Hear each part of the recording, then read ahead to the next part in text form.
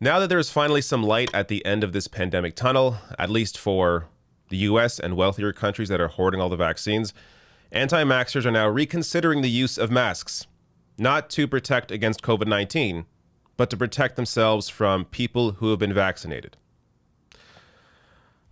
This is amazing. So let me break this story down for you. We've seen examples of this in the wild, in the world already. I'll get to those as well. But here from Vice, anti-maskers ready to start masking to protect themselves from the vaccinated. An anti-vaccine conspiracy about the vaccinated are leading some anti-maskers and anti-vaxxers to contemplate wearing a mask and social distance. The virus apparently wasn't enough. Seeing millions of people get infected, millions of people die all over the world, that wasn't enough. But people now getting vaccinated, protecting themselves, getting us to herd immunity to try and eliminate this virus and the mutations of COVID-19, that is what scares these people to the point of wanting to socially distance and wear a mask in case the virus may somehow, someone else being vaccinated may somehow infect them like a virus would. So let me get a little more into this. This is the conspiracy here, what this is all based on. So the conspiracy, which comes in several shapes and sizes, more or less says the vaccinated will shed, quote unquote, shed certain proteins onto the unvaccinated, who will then suffer adverse effects. The main worry is the shedding will cause irregular menstruation, infertility, and miscarriages. The entirely baseless idea is a key cog in a larger conspiracy that COVID-19 was a ploy to depopulate the world, and the vaccine is what will cull the masses. Depopulate the world. You think if you were worried about depopulation, if that was your biggest fear, then wouldn't you be bothered by a virus that has spread and killed millions and infected millions more? Wouldn't that bother you? But no. People that are being vaccinated, potentially shedding the vaccine somehow and causing irregular menstruation, potentially infertility and miscarriages, that's what you got to worry about. Even though there's no data, no evidence, nothing at all to back this up. You got to worry about the vaccine. The vaccine that will help get us to herd immunity to help eliminate COVID-19. The people spreading this crap online are getting millions of views, making a ton of money. Of course, selling products on their websites that they claim help to eliminate COVID-19, like pine needle tea is one of the products that people online are in this world are selling, which of course just goes to benefit their bottom line. This is the same mentality of people that think that Trump won the election. There is no information getting in. It is frankly impossible to try and talk to and educate someone who is stuck into a mindset like this. If you have a way to talk to these people, please share it below the video in the comments, because I'm not sure how you get through to someone like this who is not willing to take facts into consideration. Now, of course, let me get to those facts. I'm not a doctor. I'm not a scientist. I don't claim to be. But I listen to people who know what they're talking about in this field. Now, there is, when it comes to certain areas, there is correct skepticism of people educated, of highly educated individuals when it comes to certain, fields, like political science, for example. Somebody who has a political science degree does not mean that they know more than the average person when it comes to actually appealing to people and winning elections. But when we're talking about math, science, data, there are hard numbers at play here.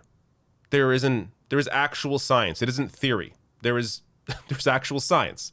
There is a way of going about these sorts of things, of researching, of creating these vaccines.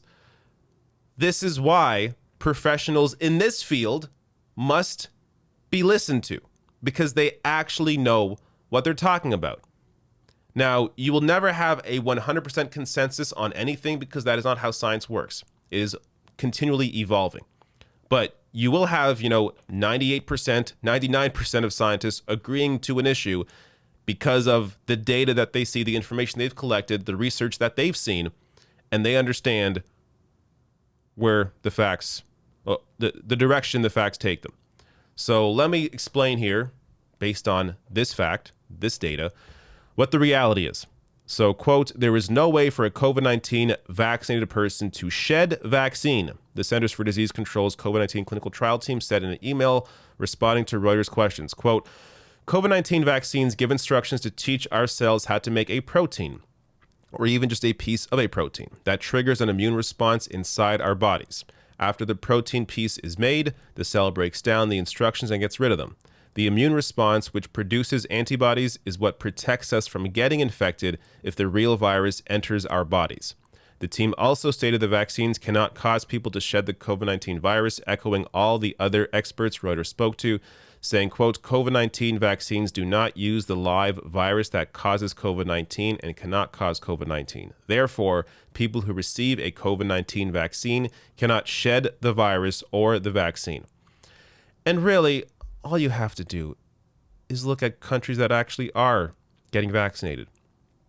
Israel is close to 100% vaccinated. The U.S. is getting there. You're not seeing a widespread irregular menstruation, infertility, and miscarriages. This is all made up to make people that are spreading this information incredibly rich.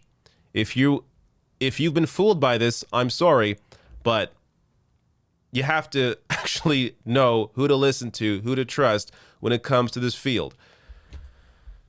Now, this, of course, is not new. I covered this story a few weeks ago. A private school in Miami, citing false claims, bars vaccinated teachers from contact with students. This school barred teachers who were vaccinated because of the exact same fears shared here about irregular menstruation or miscarriages. So stupid. I'll link to that video on that above. Also, I'm sure there's many examples of this, but here's another one. An Okanagan business is causing a stir in Kelowna by banning vaccinated people and the wearing of masks inside the store.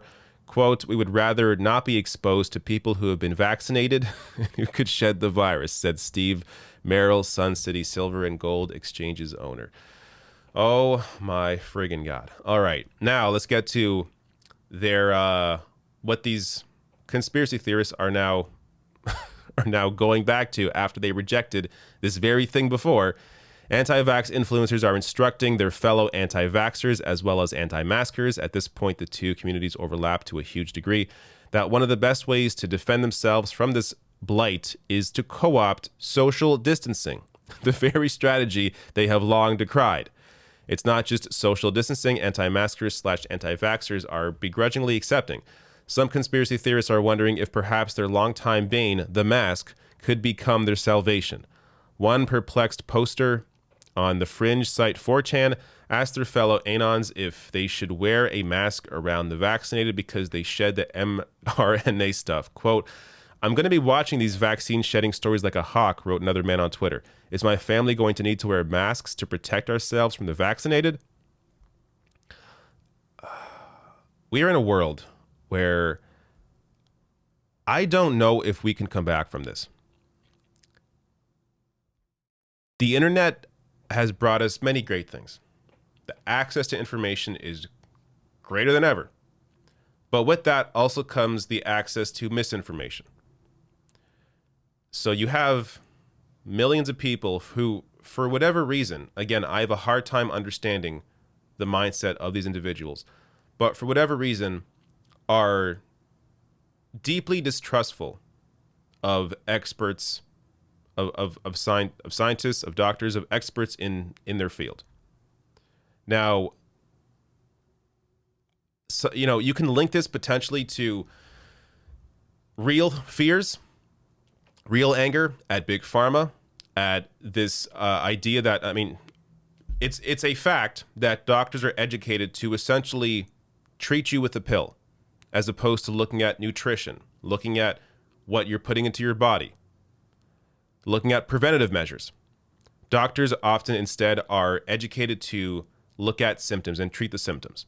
So that is a correct criticism of this entire industry. But to apply that to everything, to apply that to how viruses work, how they spread, to apply it to vaccines, there is no data, evidence to back any of this up. You can have a healthy skepticism of certain aspects of the healthcare industry. Of course, healthcare should not be privatized in the least. But look at who is benefiting from these conspiracies. People that are spreading this misinformation and making a ton of money off of selling their own products. So you have to look at the motivations there. What's the motivation to vaccinate people? It's to get rid of COVID-19, as we've seen vaccines do in the past with other viruses. What is the motivation in spreading a conspiracy theory? To make people spreading it lots of money.